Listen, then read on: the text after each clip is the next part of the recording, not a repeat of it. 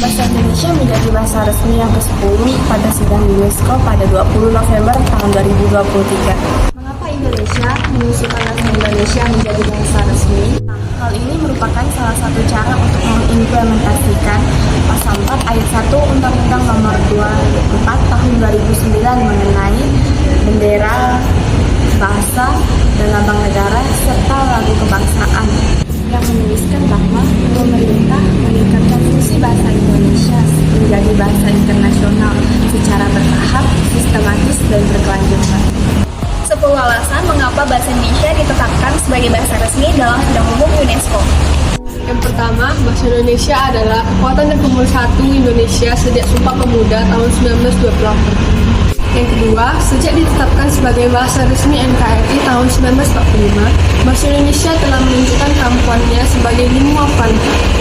Bahasa Indonesia sudah memiliki standar linguistik modern yang dapat dilihat dari leksikon, tata bahasa, serta ejaan yang sudah mapan menjadi media utama berkomunikasi. Indonesia memiliki status sebagai negara dengan populasi tertinggi keempat di dunia. Kelima, Indonesia menduduki posisi ke-14 sebagai negara terbesar dan ke-7 sebagai negara ekonomi. Selain itu, disebut sebagai laboratorium yang dinamis karena pengamatan dan keberagaman sosial budaya. Yang keenam, Indonesia telah menjadi anggota aktif UNESCO dan telah menunjukkan dedikasinya. Yang ketujuh, Indonesia fokus meningkatkan pengakuan bahasa Indonesia di tingkat internasional. Yang ke-8, Indonesia telah berperan aktif dalam rangka kepemimpinan di berbagai forum serta organisasi internasional. Yang ke-9, pengakuan bahasa Indonesia sebagai bahasa resmi dalam Sidang Umum UNESCO bertujuan untuk memajukan perdamaian umum, kemudian budaya global, serta pembangunan berkelanjutan. Yang ke-10, pemerintah Republik Indonesia telah menjamin untuk membayar seluruh biaya terkait penerjemahan naskah konstitusi UNESCO, putusan hasil sidang umum, serta dokumen penting lainnya ke dalam bahasa Indonesia.